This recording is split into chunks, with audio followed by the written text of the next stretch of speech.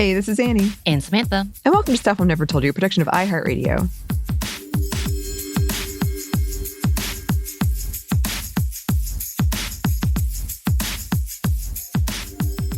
And today, we are excited to have a journalist, writer, creator, fellow podcaster, dog mom, because I've seen this, Molly Conger on the show. Hello, Molly. Hey, thanks for having me. Can you introduce yourself to our listeners? Oh, gosh, who am I? An existential question right off the bat. Right off the bat. Yes. Yeah. My name is Molly Conger. I live here in Charlottesville, Virginia. I have a new podcast on iHeart. I guess it's not new anymore. We're 6 months in, called Weird Little Guys. It is terrible stories of terrible men that you've probably never heard of. Yay. It's true. Just jumping into your podcast, I was like, this is, how did I describe it before? It's like a kindly told tale about really horrible people and facts that you really didn't want to know but need to know. Like, it's just so much to it. And like, your storytelling is phenomenal. But before we jump into all of that, because you have a long and deep history in the middle of the most intense events, I feel like, especially in our generation. You were kind of in the middle of, or the aftermath, I guess, both in the Unite the Right rally, which happened in Charlottesville, right? You also kind of were in the middle of the, did you go actually investigate the January 6th events as well? There, yes. Okay, so both of these things blew my mind. I'm like, what is she doing to herself and why is she doing this? That's the big question. Is she that dedicated or is she a masochist? Like, what is this question? The answer is yes. But with all of that, because I realized, even though, yes, you're a coworker and now friend, I have been following you for a while on Blue Sky. I think I followed you. I did follow you on Twitter as well, because you were in the middle of all of this intense labor in letting us know what was happening in these types of events. Can you talk to us about how you got started in this intense work? Yeah, so I don't have a background in journalism. Like, I didn't go to journalism school. I have not had, a professional journalism job. But like you said, in the aftermath of Unite the Right, living here in Charlottesville, I'm kind of looking around at this town where I've lived for a long time, but had never been really politically engaged with. I was living my own life. And all of a sudden in 2017, I was unemployed suddenly for unrelated reasons. And I'm just looking around thinking, like, what happened here? What just happened to us as a city, to us as a nation, as a people? Like, what just happened? And I had the spare time to commit to it was a personal journey, right? Like, I wanted to know for myself. And as I sort of dug deeper into trying to figure out what happened here, I just never stopped. And it started to become obvious that, like, other people wanted to know too. And I was in a position to help tell them. Yeah.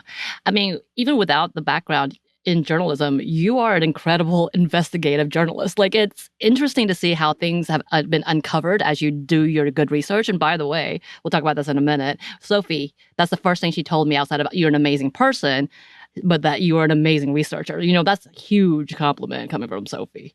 Sophie is our coworker. Sophie's by the way. I was going to say, yeah. As for our listeners, she's the executive producer over at Cool Zone Media and a friend of the show and a coworker as well. But all of that to say, you also do unexpected things. I feel like you really are a detective, maybe a private eye, but you do things like being on a collective called Deplatform Hate, which I found interesting. Can you kind of tell us what that is? That was sort of a project from ages ago. Right, but it's still need to know. So the idea of deplatforming, right? I think it's less in the conversation now that our mainstream platforms are run by fascists. But there was a period of time where there was an idea that fascists and Nazis and misogynists and anti-Semites did not belong on mainstream social media platforms, right? They did not belong in our collective internet town square, and you could apply pressure to have them removed from these spaces. Again, that dream has died. They run the show now. We're not Right. getting them. You're not getting a Nazi kicked off Twitter because that's their playground now. It's one of those moments that you wish we could go back to. I miss those days. There was momentum for a while behind this idea that, like, if a Nazi is running a t-shirt store, you could contact the payment processor and say, hey, like, is it your business practice to process payments that are funding a hate group? And the answer is usually silence. But sometimes they would say, that was not our intention. We did not know that. Right. I really miss when there was accountability. Like, this could have a whole conversation about cancel culture and how that doesn't exist and that's not a thing. We need to stop talking about this as a thing. But it was interesting because I was like, when I was looking all the stuff up about you, as you know, we do for our guests, I was like, she's got her own Wikipedia page. Congratulations! Humiliating. When I saw that, I was like, I'm not telling anyone about this. I don't want anyone to know about this. Don't look at it. I don't look at it. I wouldn't either. Honestly, I wouldn't either. I haven't tried to see. I'm scared of it. I'm honestly like, I had a nightmare. I had a Wikipedia page. Because it's probably not correct, and I just like I can't engage with that. Like, I think my birth year is wrong, and it's like, that's just lazy. They have an estimate. They have an estimate. I didn't notice. I noticed that. I was like, okay, that's interesting. Because, like, but I would say every year on my birthday, I make a joke about how I get 2 birthdays because the year I was born, my birthday was Labor Day, and so it's not always on Labor Day. So I feel like I get both days, and it's like, if you know approximately how old I am, you know what year that was Labor Day. Come on, do the math. They do not. But it's really good because it is glowing. Like, it is like complimentary of what you have done. So I will give you that as someone who just recently looked at it. Okay. That's good to know. I was like, it made me want to be your friend for sure. I was like, okay, we're definitely friends. Well, so we are interested in your podcast because all of the things that you've done and the investigative work that you've done has led to this podcast, Weird Little Guys. Can you tell us a bit about it?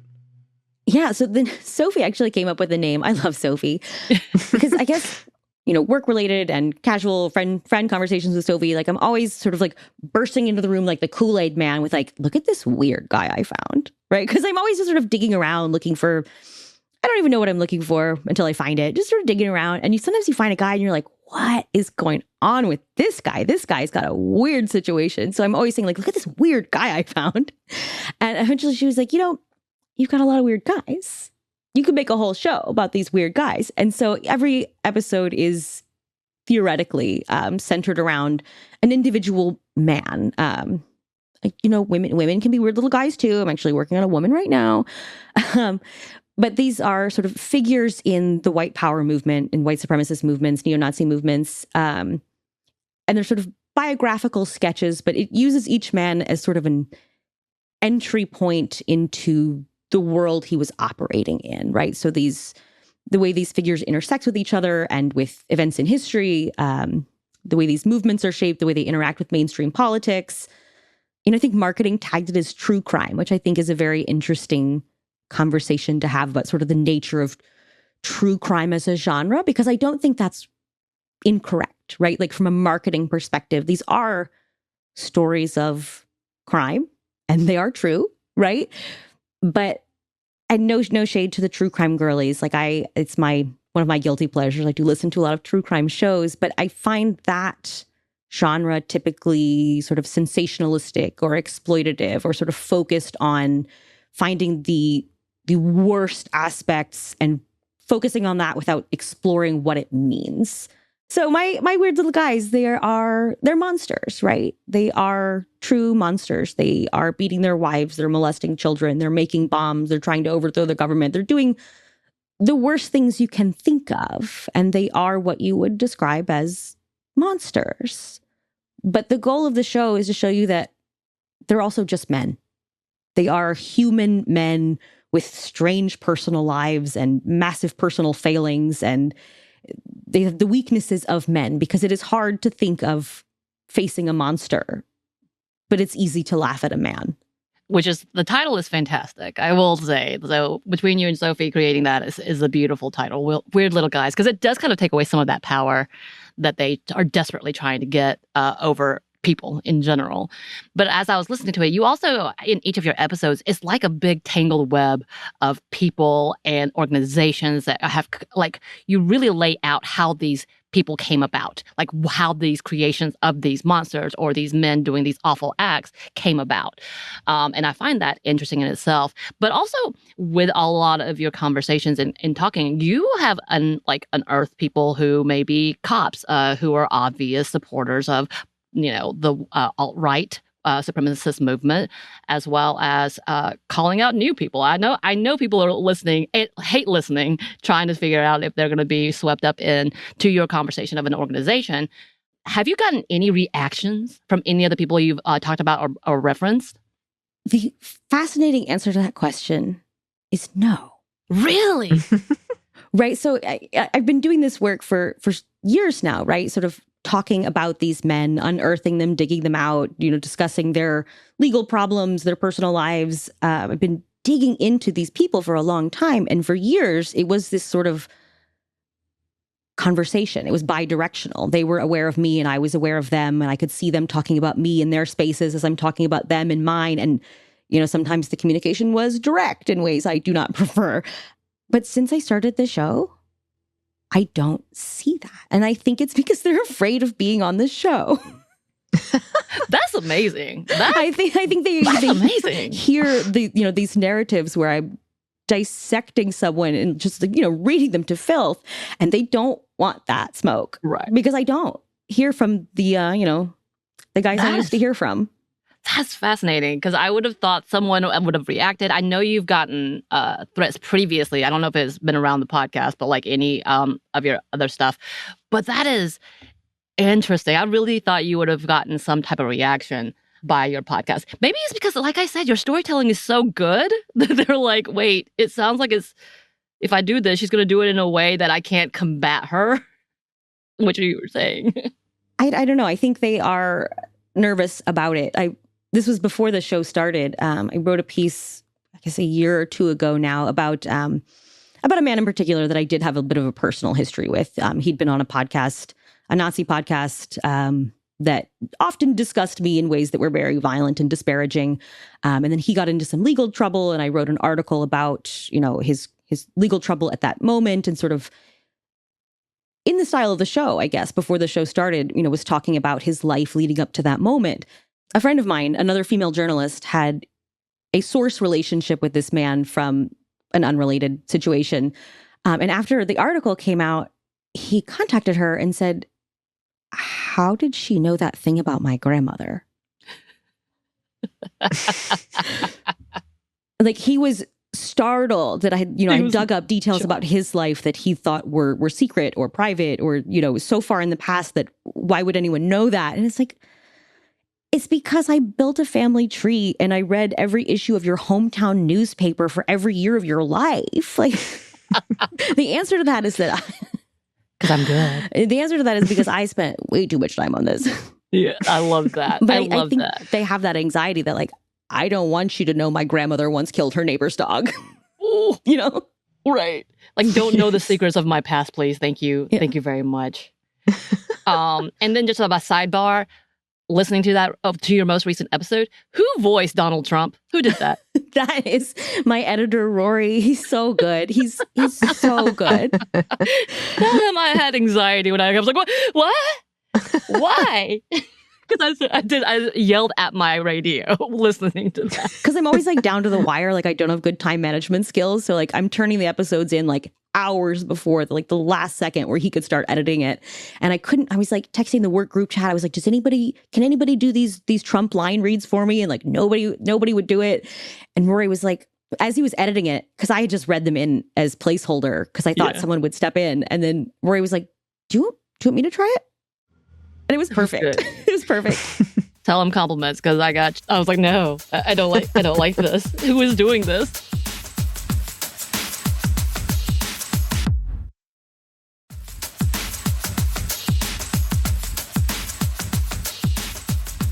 But with all of that, again, like we were saying, our coworker and friend Sophie was complimenting about how you are such an amazing researcher. Obviously, as you were talking about digging up the grandma and all those things. The recent episode about Scottsdale and the overturning of DEI. There's so much that you were getting minute details about the councilwoman, by the way. I was like, good God, she just went down that family tree with all of that. And as podcasters, as researchers, we know how important that skill is. We know how big of a deal and how it can make and break a podcast or any really good written work in general, mediums like this. Can you give advice on how to navigate in getting good, reliable, correct information like that? I'm a primary source girl. I love a primary source. Like I said, I don't have a background in journalism. And so like the idea of like talking to a source makes me nauseous. I don't like that. Not only do I not necessarily trust the things that come out of the mouths of the kinds of people I would need to talk to, I don't like the idea of doing it. But I love a document. So I rely a lot on court records. The nature of truth, I think, is slippery. But at least with a court record, you could say this is legally true, right? And so I love an archival newspaper. I love a court record.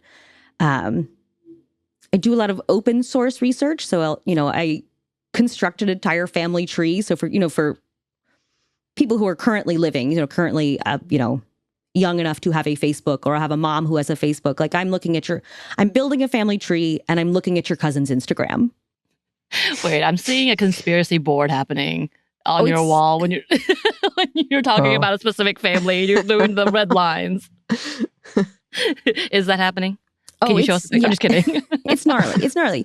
And I don't always know what I'm looking for, right? Because, when you're building out a whole world and all these sort of details, they add a lot of texture to the story. They make it more real. You don't know what you're looking for until you find it. So I spend most of the week collecting information I'm not going to use. Right. I feel like that happens a lot, where you just have the pile of like, well, that was things I could have looked at, but I didn't need. Yeah. And again, you talked to us about it, and you actually said it again in that Scottsdale episode where you talk about sometimes you don't know what your next episode is going to be about. And sometimes you're in a moment of like, oh God, what do I do? How do you come up with these episodes? What is like a way of trying to get past that like block? I have no control over what the episodes are about. And I don't mean there's like a producer somewhere telling me. I just mean like I choose it, but I don't know. It chooses me. From week to week, I almost always start out with an idea that isn't what ends up happening. Like, the 2-episode arc I'm in the middle of writing the second half of right now wasn't what I sat down to write. I was thinking about a particular guy and I started sketching out his life story. And I found this one incident from his life that looked interesting to me. And I was thinking like, oh, that could be an interesting focal point for the story of his life. But that particular rally from 2012, I was looking at the other people in the picture and like who printed those banners, what was the impetus for this moment. And it's not about him at all anymore. It's not about him. Yeah. He's not even in the story. Really? Because this other story presented itself to me. This story of, actually what I'm in the middle of writing right now is a international fascist mercenary network that was trying to prevent the first post-apartheid elections in South Africa. Right. Which, by the way, like I came in to that episode thinking you were talking about Elon Musk. Like that was what we were going to be talking about. I was like, yeah, this absolutely is on par. And then it traveled into this woman in Louisiana who was like, let me tell you about this person. I was like, wait. That took a hard left. I was really anticipating that we were just going to have a drag down of Elon Musk. But I was like, wow, this is an intense level of conversation, especially when you start putting like international levels, how it does affect within our own government, which in itself is horrifying and led by a woman. Oh, she's an interesting character, but it's like, I'm just following the story where it takes me. And, I thought it was a story about a guy in Arkansas, but now I'm trying to track gun smuggling from Bosnia to South Africa. Like, it was an accident.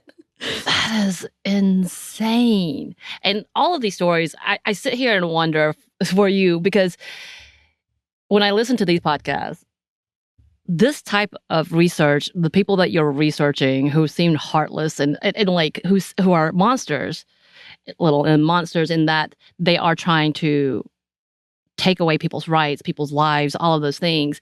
And with all the subjects that you research, does that not affect you at all? Or does it?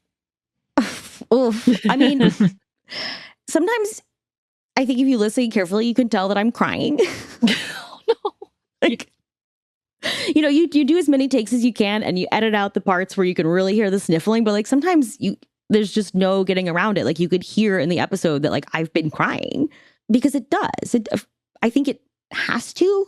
And if it doesn't, you have to stop. You have to walk away, right? Like if you can immerse yourself in the story of truly the most evil things that human beings can do to one another, and not feel it, you're not doing it right. You're not doing it justice. You've hardened your heart to the point that you're not okay anymore, but you're not telling the story right.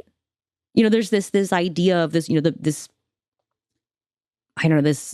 holy grail of this journalistic objectivity. And I don't think that's healthy. I don't think that's how you should be telling these stories. I think it's a disservice. I think it is actively harmful to seek that. Right. Yeah. I can't imagine hearing some of these stories, again, talking about going back to the Scottsdale, because I know you had really invested in this conversation and it really dug up a lot of the details.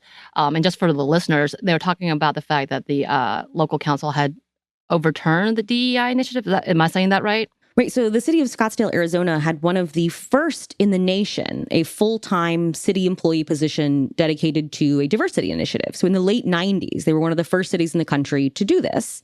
And in 2004, a Klansman sent a mail bomb to try and murder the director of that office, Don Logan.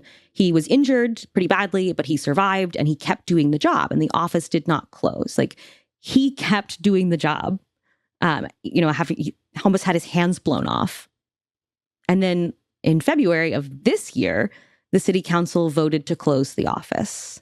And like your telling of the story, it was gut-wrenching because not only did you add the audio of that council meeting where they were making this vote, but you also had the interview with the director who had almost died for this center. He's literally saying, I have shed blood. I've given my blood to this, and talking about why it was important. And even talking about the original intent of having that was because of the corruption, not because they were being quote unquote woke, but because it was so bad. Because of wokeness. It was because their cops couldn't stop doing discrimination.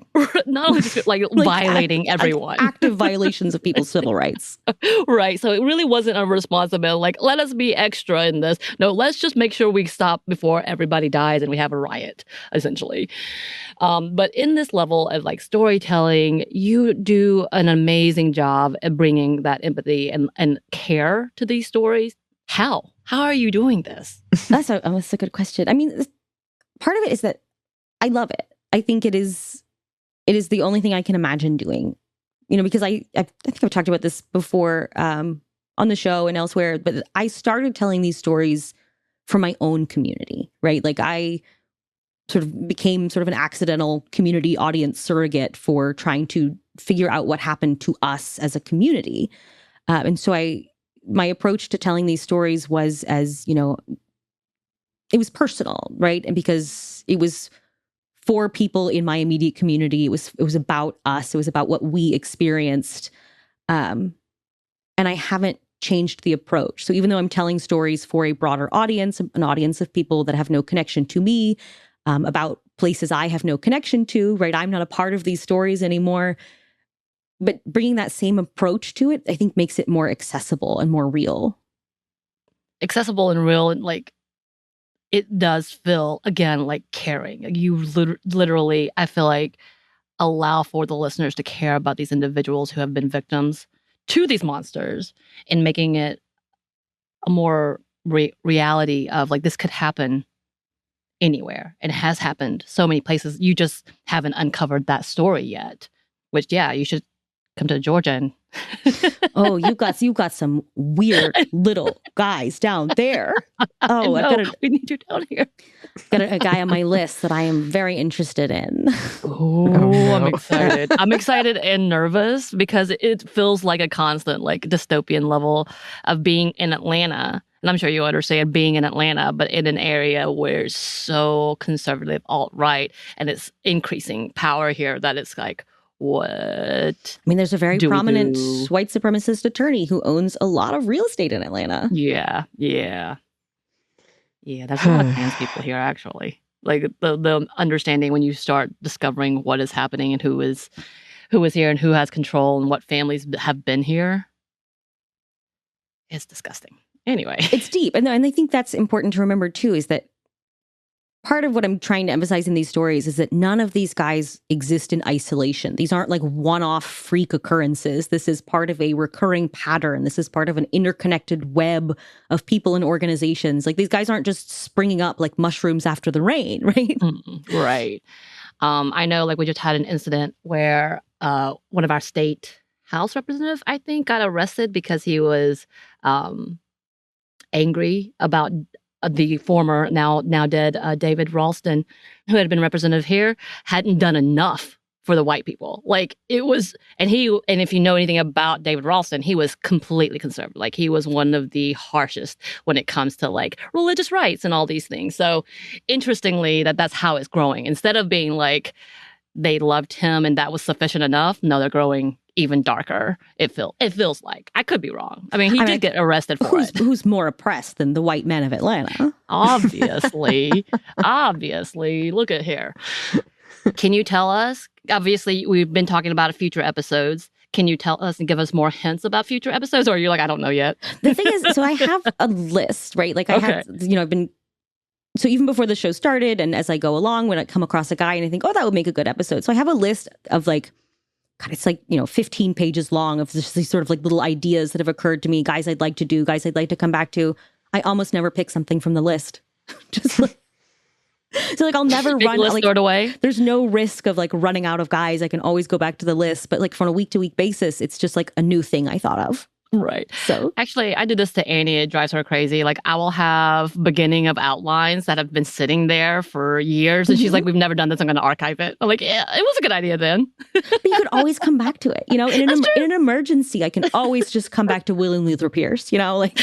We're talking of, like, I've still got in our list, I think we're going to talk about goth and how, like, the feminist movement brought back in. And we need to talk about that. Goth is for the girls. Thank you. But it's been sitting there for a year now, I think. I'm about to move that to our pending folder. It is bothering me so Fair much. enough.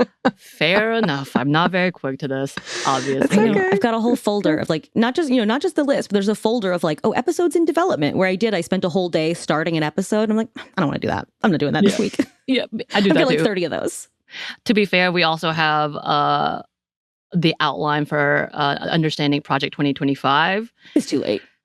Yeah, it is too late, but trying to understand it ourselves is like... That's just current events now.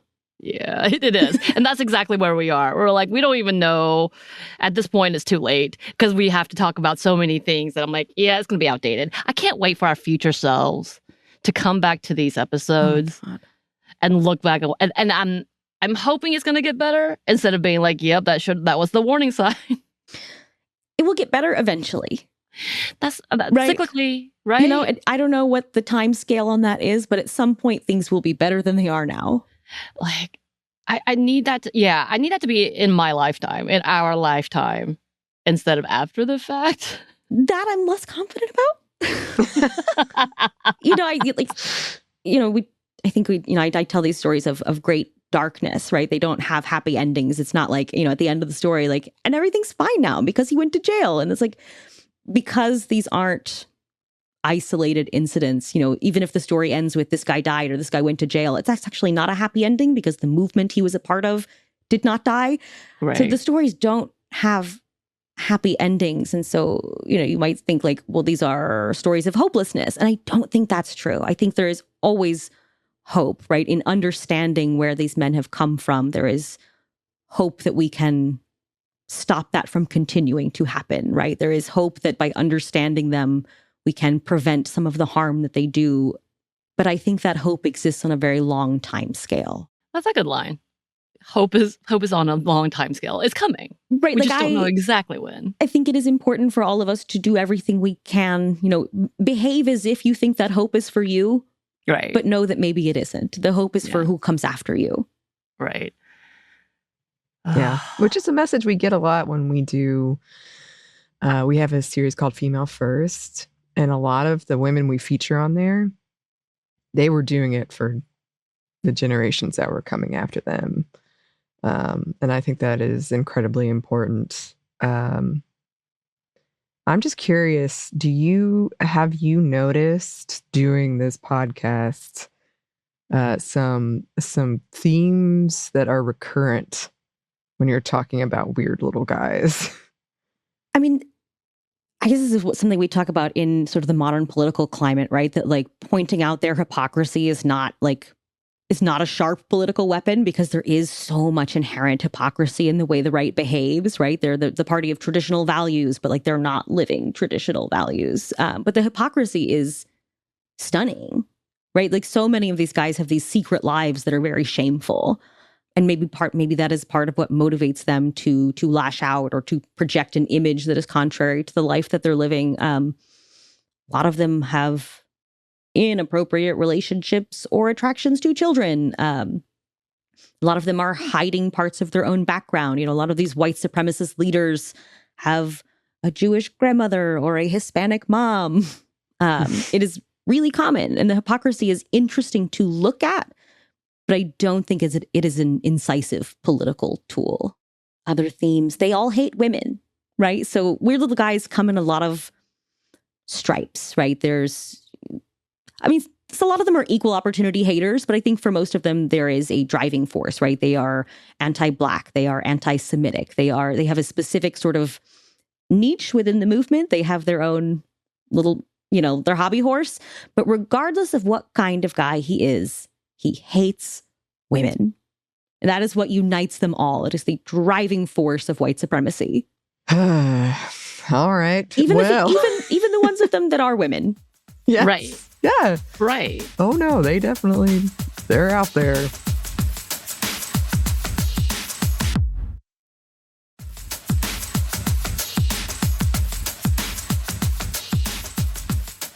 This is, as we've been discussing, a lot of heavy stuff that you deal with, a lot of stuff that impacts you emotionally. And we are always interested when we talk to people who are doing this kind of work. What are some of the things you do to disconnect from all of that? So I always feel so guilty when I answer this question. Like I was recently speaking to a college class, and like that's something when I speak to younger people, that's the question they're always most interested in. It's like, how do you do this? What is the emotional toll of doing this? How do you counteract that? And the answer is like, I wish I could give them like a tool or something that is useful or inspiring. And the answer is, I don't think you should do this to yourself because it's not good. I'm not good. The answer is dissociation, compartmentalization, and like those are not healthy strategies that I would recommend. But like, I have formed a system that works for me, but I would not recommend it to others. Right. Like you were asking about January 6th, like that to me, like this is something I should speak to a therapist about. Like, but like in my memories of that day, I see myself externally. Like so completely dissociated that my own memory of events is not a POV from my own eyes. Do you know what I mean? Mm-hmm. So the answer is you set a separate part of yourself that experiences these things. Yeah. Yeah. I can understand that. Let me ask you, how often do you just cling to your dogs? Oh, the dogs are my most important research assistants. Right. I have 2 dachshunds, Otto and Buck. They are perfect angels. They're very cute. They are. I think we could all learn a lot from Otto. I mean, Buck is a very thoughtful dog. He often looks very pensive, like he's got the weight of the world on his shoulders. Otto has never in his life experienced sadness. He doesn't think about anything. Nothing matters. There. He is just pure vibes. He has reached nirvana, and I think we could learn a lot from him. And not that he hasn't experienced hardship. He's experienced great hardship. He had back surgery a few years ago. It was really touch and go. Like, we were all very scared for him. He did not care. He did not care. He was living on the good drugs and just like, I'll be better. Yeah, I mean, even when he was paralyzed, he was like, whatever, I'll just crawl. Like, he didn't care. He's like, I'm going to next place. So that's very aspirational, I think, is to live like Otto. It is aspirational. I want to put his picture. Because my dog is just pure sadness. She just uses that as a way to guilt trip me and everything. Being like, look how sad I am. Give me things. Is it a hound dog? No, she's a mixed terrier. Wire-haired terrier with attitude. She's a very quirky character. I say a depressed terrier has got to be a little bit dysfunctional, right? Because that's a very high energy creature. Right. Oh, she's both. She's not necessarily depressed, but she gives me the sad face. Oh, this face. A lot. The sad face works well in knowing that she will go out often, she'll get treats often, and she'll get all the attention often. But that is, I think, such an important part of the day, knowing that, like, no matter what I'm doing, no matter how deep down this weird, like, I just signed up for a South African genealogical service. I had to convert currency to rand. Like, no matter how deep down the hole I am, every 2 hours, I have to get up and go outside. Yeah. Otherwise, someone's going to pee on the rug. Who knows who it They're will going to be? make you move. They're going to make you see the sunlight. It's so Like, important. get up. It's time. I think without that, I would have completely lost my mind. Yeah. I mean, this is where we're talking about having to disconnect and using whatever you need in order to get to there. And if it's a live creature to being like, hey, you have to take care of me too. And be like, oh, yeah. Let me just look at your face, who's just seemingly happy in this you don't know what's happening in the world vibe. I love this. He can't even Let me read. be a part of your world. He can't even, like, good for him. Good for him. But, with all of that, like, on top of everything you're doing, obviously, telling these stories are so important so that we don't pretend like it's not happening. We have to know what's going on. We need to know the history. We need to know the background. We've got to understand that this is a part of history and why this is horrible, but we need to keep moving forward and understanding and unearthing the truth of it all. So that all in itself is an activism that has to happen. For those of us who aren't necessarily going to research and not necessarily going to, get into the depths and darkness, what kind of advice would you give to us to make sure we're spreading more of these truths and more of these stories, obviously outside of telling people about your podcast? Yeah, definitely download my podcast. My mom says it's really good. No, I mean, I think, I'm not a political organizer. That is not a role that I fill in society. But I do think that everyone should at least try to engage on an extremely local level. Like, I'm not saying you should canvass for your senator. As a matter of fact, I don't care about that at all. Right. But I do think you should know who's on your school board. I do think you should know who's on your city council. Go to a committee meeting that no one else goes to. Get involved on this extremely local level, because that's going to be our last line of defense here. And I will say the local school board is a breeding ground for weird little guys. It has been a strategy cultivated on the right for decades now to run their weirdest little freaks for local office. And so your local school board may have a guy on it who doesn't think dinosaurs are real. We had one a couple of years ago in the county, not in the city. So get involved on the local level. Find your local weird little guy, because, before they start hurting people, they're just out there being kind of a weirdo. And I bet you have one in your town. So get out there and thwart him. Thwart him. I feel like you're threatening me. You got weird little guys. Go get them. You do. Oh, you do. There is a guy on your city council who probably doesn't think women should vote. Yes. You, the listener, Yes. invariably, wherever you live. Go find your weird little guys. I'm not saying you should do anything to him. I'm just saying you should know about him. I'm not advocating anything here. This is going the wrong way. I love it. No, because if there's one thing they hate, it's you knowing about them. Yeah, that's great advice. And right now, we keep talking about that too, is the importance of local politics and being really aware about that. Trying to find your weird little guy. And knowing that this happens everywhere. We're like, after Unite the Right, people were looking at Charlottesville like, wow, like, what's wrong with Charlottesville? Right. And the answer is, this could have easily happened anywhere. It has, it does, it will. It could happen anywhere. And so, right. These aren't exceptional stories. It's just we are not allowed to think of them in context, because these stories are not told in context. Like, I hear from listeners all the time where, their town gets mentioned and they're like, I didn't know that happened here. I didn't know that guy lived here. I got an email from a listener who I mentioned in passing an incident where the Klan tried to blow up an elementary school in Columbus, Ohio in 1979 to prevent busing for integration. And this person had gone to that school in the years immediately following that. And he was like, I didn't know they tried to blow up my elementary school to prevent integration. I didn't know that happened here. And it happens everywhere, but we don't tell these stories. We don't know these stories. And so it's not something that happens in another town to other people. It's happening where you live. Yes, that's a great point, because we get that a lot in the South. And we made the point, after Georgia unfortunately went red this election, but it was so close. And that's amazing, because it normally isn't. And there's so many obstacles in place that keep it that way. And so it can happen anywhere. And now we're getting the dismantling of DEI, the Department of Education, the information part of this and what stories do get told is really important. And it doesn't surprise me that a listener would write in and be like, I've never heard of that, even though I lived here and went there soon after. So, well, are there any other things? We know that your episodes are kind of in flux, but are there any other things in the future that you're looking forward to? Anything you're working on? Oh gosh, looking forward to. Hard to say. I mean, I do get genuine joy out of like digging around and finding my little, diamonds in the rough, my horrible little facts amidst, the avalanche of research that I do.